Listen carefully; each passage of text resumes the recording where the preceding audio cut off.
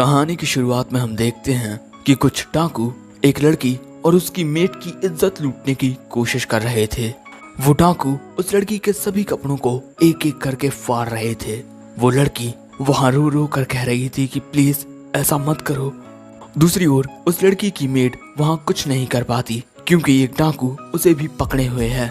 अब इसके बाद ये डाकू उसकी इज्जत को तार तार करने ही वाला था कि तभी अचानक उसके पीछे सुनहरा चमकता हुआ आर्मर पहने एक नाइट आ जाता है और वो नाइट अपनी तलवार के एक ही स्लैश से उन सभी डाकुओं के 2 टुकड़े कर देता है और कहता है, हेलो, मेरा नाम आर्क है। अब इसके बाद हमें वक्त में जरा पीछे लेकर जाया जाता है। हम देखते हैं कि आर्क एक पेड़ के नीचे बैठा हुआ है।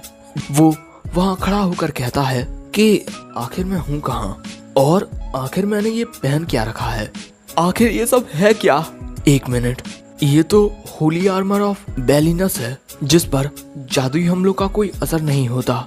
मेरे पीछे का चोगा जिसमें डार्कनेस रेजिस्टेंस और माना रीजनरेशन की पावर है, द होली शील्ड ऑफ ट्यूटेटस, और ये तलवार जो बिजली की तरह तेज है। और ये तो मेरा गेम कैरेक्टर आर्क है। मुझे याद है कल रात मैं गेम खेलते वक्त सो गया था। वैसे ये सब एक सपना तो नहीं लगता। वैसे इसके बाद आर्क अपनी तलवार की ताकत देखने के बारे में सोचता है। वो वाइवर्न स्लैश से सामने के सभी पेड़ों को काट देता है जो देखकर वो खुद भी हैरान हो जाता है। इसके बाद वो मैजिक यूज करने की भी कोशिश करता है और दोस्तों वो मैजिक का भी इस्तेमाल कर सकता है। और अब वो समझ जाता है कि वो गेम के अंदर आ गया है और अब वो याद करने लगता है कि आखिर ये हुआ कैसे। मेरा शुरुआती काम तो एक होली नाइट बनने का था, वो भी एक मेज के साथ। तो फिर मैं मैजिक का यूज कैसे कर पा रहा हूँ। शायद से मैं इस गेम के अपग्रेड वर्जन्स की सभी स्किल्स को यूज कर पा रहा हूँ। इसका मतलब मैं सच में बहुत ज्यादा ताकतवर हूँ। इसके बाद आर्क डिसाइड करता है कि वो अपनी सभी स्किल्स को टेस्ट करेगा, लेकिन उसे भूख भी लगी होती है और ना ही उसके पास पैसे होते हैं और ना ही खाना। इसीलिए वो पास ही के टाउन में जाने का डिसाइड करता है, लेकिन क्योंकि वो एक पहाड़ी की चोटी पर होता है इसीलिए वो अपने टेलीपोर्टेशन मैजिक का यूज करता है, लेकिन इससे ज्यादा दूर तक नहीं जा पाता और खाई में नीचे गिर जाता है। और इसके बाद आर्क फिर से ऊपर की ओर चढ़ने लगता है। वैसे दोस्तों टेलीपोर्टेशन मैजिक तुम्हें वहीं पर लेकर जा सकता है जिस जगह को तुमने पहले देखा हो। तो अब समझे आर्क क्यों ज्यादा दूर तक नहीं जा पाया। लेकिन तभी आर्क को एक दूसरी स्किल याद आती है। अब इसके बाद हम देखते हैं कि आर्क जरा सी दूरी तय करते हुए खुद को टेलीपोर्ट करता जाता है और इसे कहते हैं डायमेंशन मूव। और इसका इस्तेमाल थोड़ी थोड़ी दूरी को तय करने में किया जाता है। और ऐसे ही आर्क एक नदी किनारे पहुंच जाता है और इसके बाद वो काफी खुश होने लगता है कि उसने कितने बढ़िया तरीके से अपनी स्किल का यूज किया। अब इसके बाद आर्क नदी के पानी में अपना चेहरा देखता है। दोस्तों आर्क ने गेम में एक स्केलेटन अवतार को चुना था जिस वजह से उसकी पूरी बॉडी एक स्केलेटन की है और इस वजह से वो परेशान होने लगता है क्योंकि अगर लोगों ने उसे देख लिया तो वो उसे एक मॉन्स्टर समझकर उसे मारने के लिए उसके पीछे आने लगेंगे। और इसी वजह से आर्क डिसाइड करता है कि वो किसी को अपना चेहरा ही नहीं दिखाएगा। अब इसके बाद हमें ल्यूबियर्ट कैसल टाउन दिखाया जाता है जहाँ पर आर्क आया हुआ था। यहाँ पर एक सब्जी बेचने वाली आंटी आर्क से सब्जी खरीदने को कहती हैं। आर्क कहता है कि मेरे पास पैसे नहीं हैं और वो आगे बढ़ जाता है। वहीं आंटी सोचती हैं कि ये तो इतना इम्प्रेसिव लगता है, फिर भी इसके पास पैसे नहीं हैं। अब आर्क इस टाउन को अच्छे से देखते हुए आगे बढ़ रहा था, लेकिन तभी उसे बहुत अच्छी खुशबू आती है। ऑब्वियसली ये मीट होता है, लेकिन बेचारे आर्क के पास पैसे नहीं होते, इसीलिए वो आगे बढ़ जाता है। आगे बढ़ते हुए वो एक सुनसान सी गली में आ जाता है और तभी आर्क की नजर यहाँ 2 लोगों पर पड़ती है। वो छुपकर उनकी बातें सुनने लगता है। यहाँ ये लड़की कहती है कि मैं तुम्हारी इन्वेस्टिगेशन के लिए तुम्हारी यूजुअल रेट से ज्यादा पैसे दे चुकी हूँ। वो आदमी कहता है कि ये इन्वेस्टिगेशन काफी मुश्किल थी और मैंने तो अपना काम किया ही है, मैं क्या करूं अगर मुझे कोई जानकारी नहीं मिली। ये बात सुन वो लड़की वहाँ से जाने लगती है और जब वो लड़की आर्क के बगल में से गुजरती है तभी आर्क देखता है कि ये तो एक एल्फ है और ना जाने क्यों ये आर्क को काफी ज्यादा फैंटास्टिक लगता है। लेकिन इसी बीच दोस्तों वो लड़की आर्क की नजरों से गुम हो जाती है। वहीं उस लड़की को ढूंढते हुए आर्क एक मर्सेनरी गिल्ड के पास पहुंच जाता है और दोस्तों आर्क यहाँ पर कुछ क्वेस्ट को पूरा करके पैसे भी कमा सकता है, इसीलिए वो गिल्ड के अंदर आता है। और यहाँ पर सभी लोगों की नजरें आर्क पर ही जा रही थीं, क्योंकि वो बहुत लंबा चौड़ा होता है। वैसे आर्क यहाँ पर अपना मर्चेनरी लाइसेंस बनवाने के लिए आया है, क्योंकि उसके बिना वो क्वेस्ट में भाग नहीं ले पाएगा। लेकिन वो आदमी कहता है कि तुम्हें देखकर लगता है कि तुम एक नाइट हो जिसके पास पहले से ही काफी अच्छी नौकरी होगी, तो फिर तुम मर्सेनरी लाइसेंस क्यों बनवाना चाहते हो? आर्क कहता है कि मेरी कुछ पर्सनल परिस्थितियां हैं। अब ज्यादा सवाल ना पूछते हुए वो आदमी आर्क से कहता है कि लाइसेंस के लिए तुम्हें एक ट्रायल देना होगा। तुम्हें बीस्ट, बैंडिट्स और मॉन्स्टर्स इन तीनों में से किसी एक को मारना होगा और उसका सबूत हमें दिखाना होगा।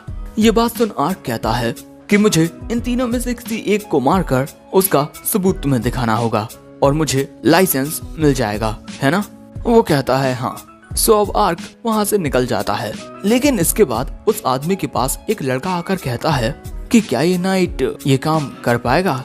जिस पर वो आदमी कहता है कि उस बेचारे की कुछ निजी दिक्कतें होंगी, जैसे अपने बीमार बच्चे के इलाज के लिए ज्यादा पैसे जोड़ना।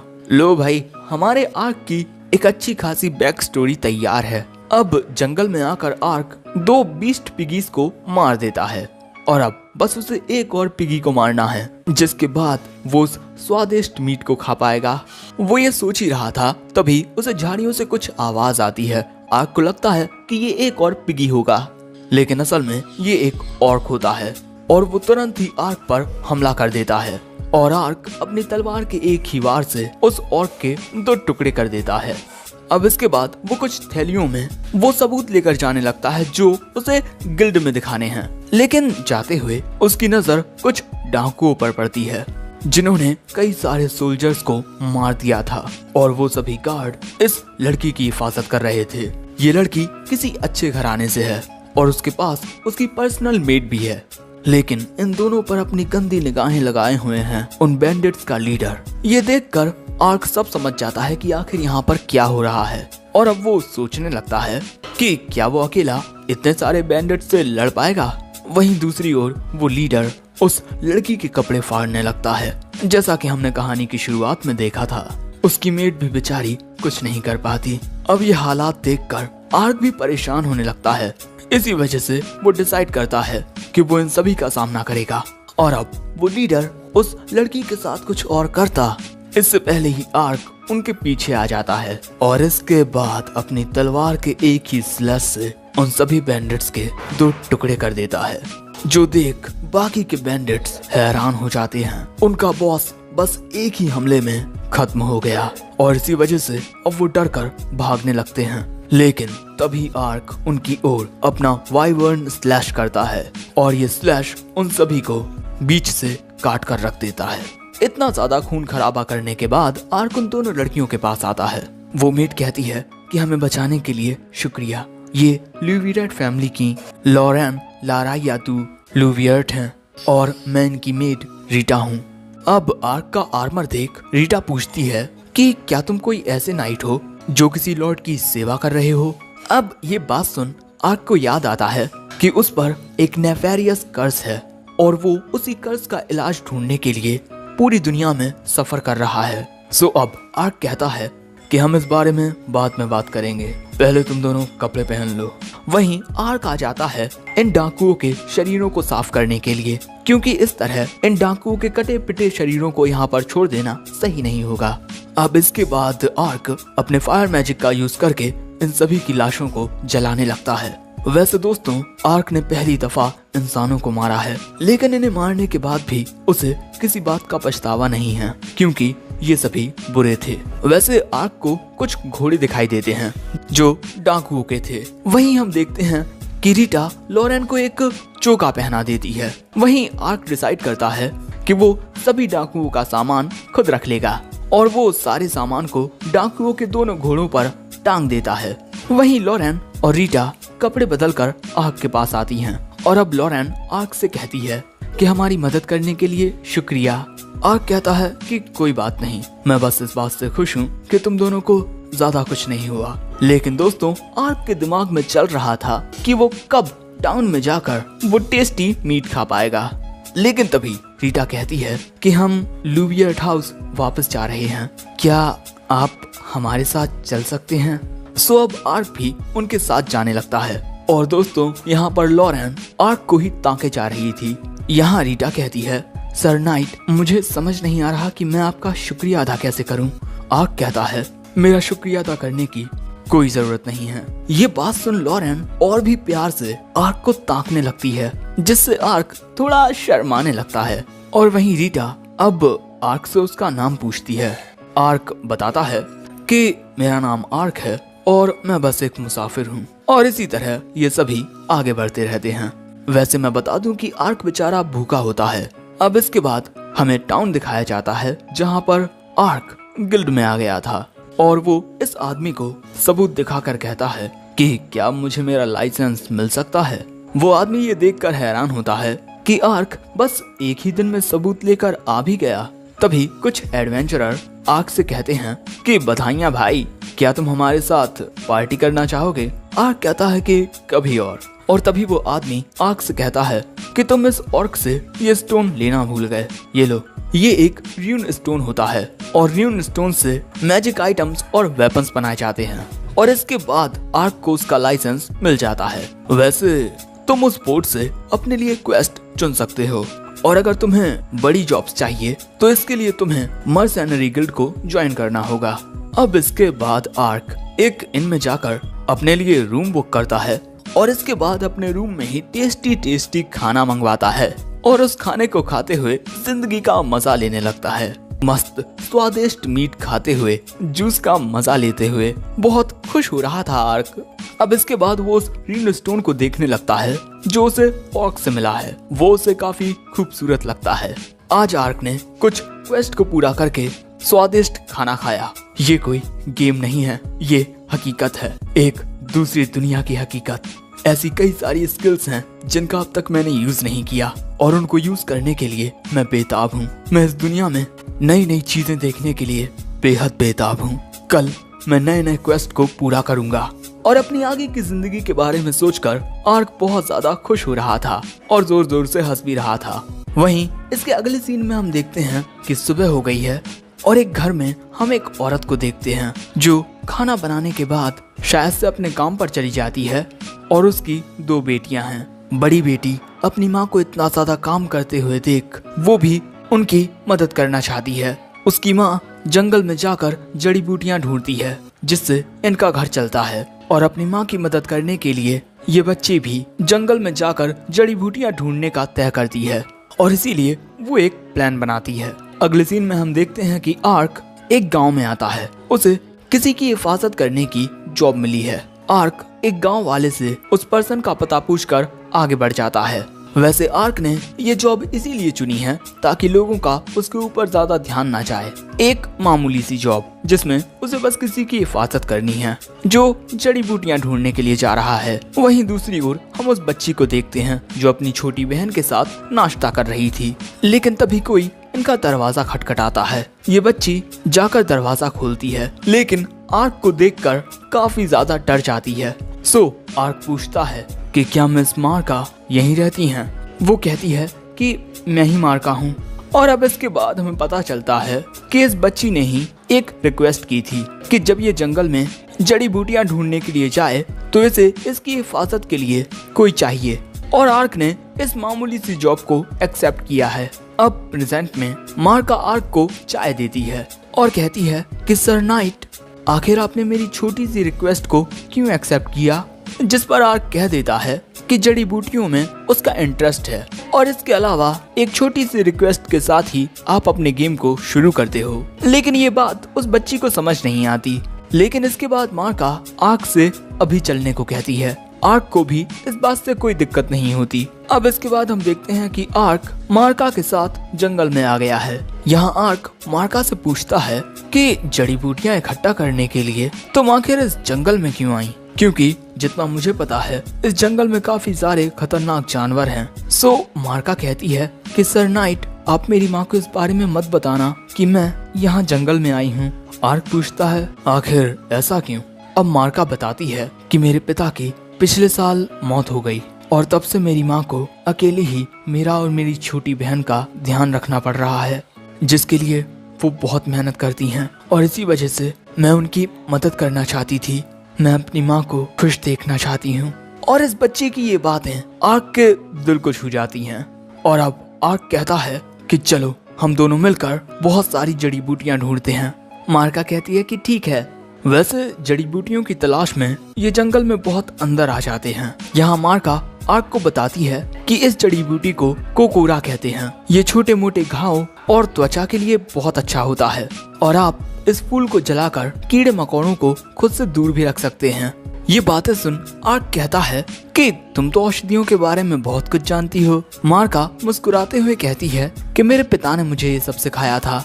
अब इसके बाद मार्का जंगल में और भी आगे जाने लगती है, लेकिन तभी आर्क को झाड़ियों से कुछ आवाज आती है। इसीलिए वो मार्का को रोक देता है और हमला करने के लिए तैयार हो जाता है। लेकिन जब आर्क झाड़ी के उस तरफ देखता है तब वो एक छोटा सा मॉन्स्टर होता है और इसके पैर में चोट लगी हुई थी। उसकी मदद करने के लिए जब आर्क अपना हाथ आगे बढ़ाता है तब वो मॉन्स्टर आर्क के हाथ में काट लेता है, जो देख मार्का डर जाती है। लेकिन आर्क कहता है कि डरने की कोई जरूरत नहीं है। और इसके बाद आर्क पहली बार हीलिंग मैजिक का यूज करता है और उसकी हीलिंग से उसका घाव ठीक हो जाता है, जिससे वो मॉन्स्टर भी खुश हो जाता है। वहीं मार्का आर्क की तारीफ करने लगती है कि वाह, आपको तो हीलिंग मैजिक भी आता है। वहीं आर्क उस मॉन्स्टर से कहता है कि तुम्हारा जख्म अब ठीक हो चुका है, अब तुम जंगल में अंदर वापस जा सकते हो। लेकिन मार्का उस मॉन्स्टर को देखकर समझ जाती है कि वो मॉन्स्टर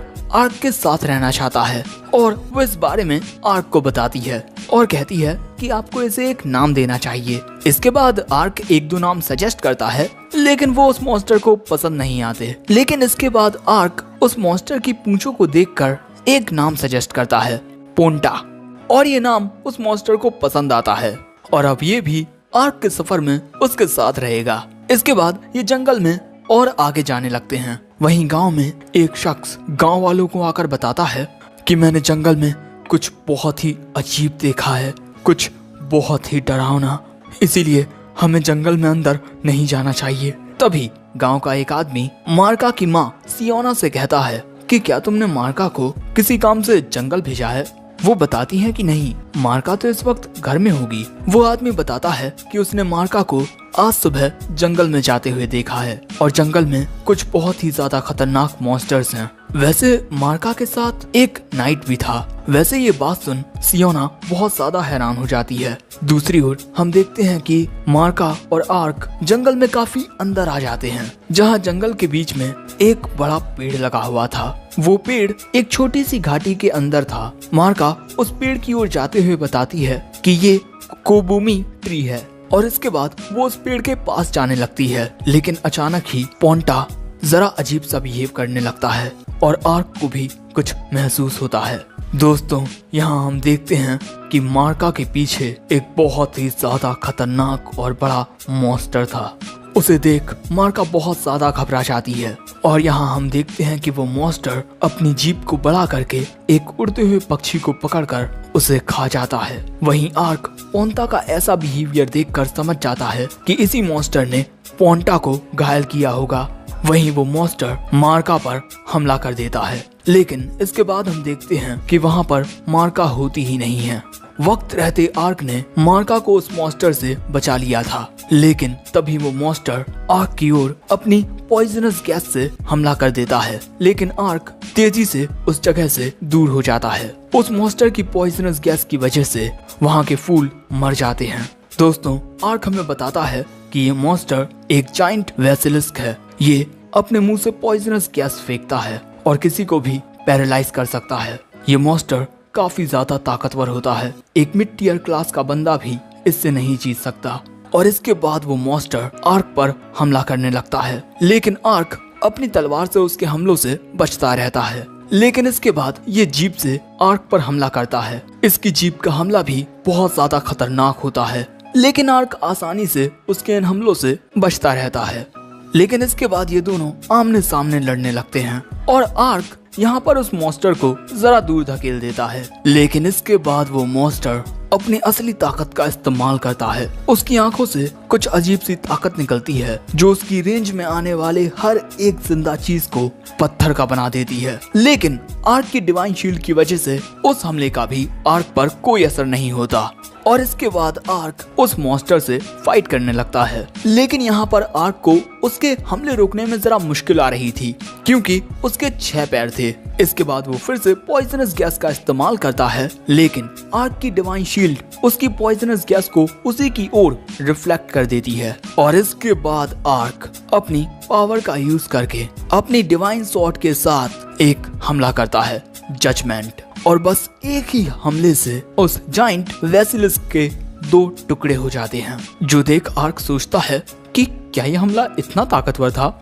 जो ये एक ही बार में मर गया। चलो हटाओ, लेकिन मैं एक जाइंट वेसिलिस्क को मार चुका हूँ, जो कि काफी अच्छी प्रोग्रेस है। वही मार्का अब आर्क की तारीफ करने लगती है कि आप कितने ज्यादा ताकतवर हो। जब गांव वालों को आपके इस कारनामे के बारे में पता चलेगा तब वो बहुत ज्यादा हैरान हो जाएंगे और आज रात जश्न मनाएंगे। और इसी वजह से आर्क अब मार्का से कहता है कि क्या तुम जो कुछ भी यहाँ पर हुआ उसे एक सीक्रेट रख सकती हो प्लीज। मार्का यहाँ पर आर्क की बात मान लेती है। लेकिन इसके बाद आर्क देखता है कि इस मॉन्स्टर के पैर पर कुछ कॉलर जैसा बंधा हुआ है, लेकिन अगले ही पल में वो कॉलर या रिंग गायब हो जाती है। वैसे इसके बाद हमें पता चलता है कि कई दिनों से गांव के आसपास जंगली जानवर देखे जा रहे थे और अब बात समझ आती है कि वो जंगली जानवर इस जाइंट वेसिलिस्क से डरकर ही गांव की ओर आ रहे होंगे। मार्का कहती है कि हाँ, ये बहुत ज्यादा डरावना है। लेकिन तभी आर्क कहता है कि मार्का, क्या वो एक फैंग्ड बोअर है? वो कहती है हाँ। आर्क अब उसका शिकार करने के बारे में सोचता है। वो इसे तोहफे के रूप में गांव वालों को दे सकता है। अब अगले सीन में हम देखते हैं कि आर्क उस फैंग्ड बोअर को गांव में लेकर आ चुका था। आर्क गांव वालों से कहता है कि इस मॉन्स्टर का रून स्टोन मैं रिवॉर्ड के रूप में रखूंगा और इसके शरीर का इस्तेमाल तुम लोग कर सकते हो। गांव वाले ये बात सुनकर खुश हो जाते हैं और तभी वहाँ पर मार्का की माँ आ जाती हैं और जैसे ही वो मार्का को देखती हैं वो उसके पास आकर उसे गले लगा लेती हैं और कहती हैं कि भगवान का शुक्र है कि तुम ठीक हो। लेकिन मार्का, आखिर तुम जंगल में क्यों गई? मैंने तुम्हें गांव के बाहर जाने से मना किया था ना। मार्का बताती है कि मैंने ये औषधियाँ इकट्ठा की हैं, जो देख मार्का की माँ समझ जाती हैं कि आखिर क्यों मार्का जंगल गई थी। और तभी आर्क सियोना के पास आकर माफी मांगते हुए कहता है कि मुझे माफ कर दीजिए जो मैं आपकी इजाजत के बिना मार्का को जंगल लेकर गया, और प्लीज आप उस पर गुस्सा मत कीजिएगा। इसने जो कुछ भी किया वो आपकी खुशी के लिए किया। ये बात सुन सियोना कहती है कि ठीक है, वैसे इसकी हिफाजत करने के लिए शुक्रिया। तभी गांव का बूढ़ा आदमी आर्क के पास आकर पूछता है कि क्या जंगल में आपने कोई खतरनाक मॉन्स्टर देखा? आर्क साफ साफ मना कर देता है। ये सुन दूसरा आदमी कहता है कि आप बहुत ही ज्यादा किस्मत वाले हो जो आपको वो मॉन्स्टर दिखाई नहीं दिया। आर्क कहता है कि हाँ, सच में मैं बहुत ज्यादा किस्मत वाला हूँ। अब इसके बाद शाम हो जाती है, वक्त आ जाता है अलविदा कहने का। मार्का फिर से आर्क को शुक्रिया कहती है। आर्क कहता है कि आज मुझे तुम्हारी बदौलत बहुत कुछ सीखने को मिला है। और दोस्तों, यहाँ पर मार्का की छोटी बहन ने आर्क के लिए एक फूलों का ताज बनाया था। आर्क झुककर उस ताज को पहन लेता है और इसके बाद मार्का पोंटा से भी अलविदा कहती है और अब आर्क भी अलविदा कहने के बाद वहाँ से जाने लगता है। लेकिन तभी मार्का आर्क को रोक कर पूछती है कि क्या मैं कभी दोबारा आपसे मिलूंगी? आर्क कहता है कि हाँ बिल्कुल। जो सुन मार्का खुश हो जाती है और आर्क अब वहाँ से चला जाता है। लेकिन तभी यहाँ सीन बदलता है और हम जंगल में कई सारे सोल्जर्स को देखते हैं जो एक जाइंट वेसिलिस्क से लड़ रहे थे। वो सभी एक साथ मिलकर आखिर में उसे हरा ही देते हैं। वैसे दोस्तों, इस मॉन्स्टर के पैर पर भी एक रिंग लगी हुई थी जो इसके मरते ही गायब हो जाती है। इसके बाद हम 2 बंदों को देखते हैं। पीछे वाला बंदा बताता है कि इस लड़ाई में 15 लोगों की मौत हुई है और 38 लोग घायल हुए हैं। लेकिन इसके अलावा एक और चीज है जो मैं आपको दिखाना चाहता हूँ। अब इसके बाद ये दोनों उसी पेड़ के पास आते हैं जहाँ पर आर्क और मार्का आए थे। यहाँ पर उस मॉन्स्टर की बॉडी पड़ी थी जिसे आर्क ने मारा था। इन लोगों को इस बात का पता नहीं था कि इस जंगल में 2 जाइंट वेसिलिस्क हैं और वो बंदा इस आदमी को बताता है कि इस मॉन्स्टर को एक ही हमले में मारा गया है और इसको मारा भी एक पर्सन नहीं है। जो बात सुन वो आदमी कहता है कि ऐसा तो नामुमकिन है, इतने खतरनाक मॉन्स्टर को कोई अकेले एक ही हमले में नहीं मार सकता है। ऐसी ताकत तो सिर्फ भगवान के पास होती है या फिर शैतानों के राजा के पास। वहीं दूसरी ओर हम आर्क और पोंटा को देखते हैं जो रात में अपने अपने खाने का मजा ले रहे थे। आर्क यहाँ कहता है कि आज हमने एक दूसरी क्वेस्ट को कंप्लीट कर दिया और मैं अपनी पहचान को छुपाए रखने में भी कामयाब हुआ। अब कल हम दोनों कुछ और चैलेंजिंग क्वेस्ट को पूरा करेंगे। और इसी चांदनी रात के साथ हमारी इस कहानी का ये पहला एपिसोड एंड होता है। तो दोस्तों, आर्क को देखकर लगता है जैसे वो एक ओवरपावर्ड एमसी है, लेकिन उसे खुद इस बात का एहसास नहीं है। वैसे इसी तरह आर्क कई सारे मिशंस को पूरा करने वाला है और नए नए लोगों से मिलने वाला है। और अगर तुम जानना चाहते हो कि आर्क के साथ आगे क्या होता है तो कमेंट करके बताना और इस वीडियो को लाइक भी कर देना। जितना हो सके उतना लाइक, कमेंट और शेयर करो। और इसी के साथ अगर चाहो तो हमारे चैनल की मेंबरशिप को भी ज्वाइन कर सकते हो। मर्जी तुम्हारी है। वैसे in the end, thanks for watching. Sayonara.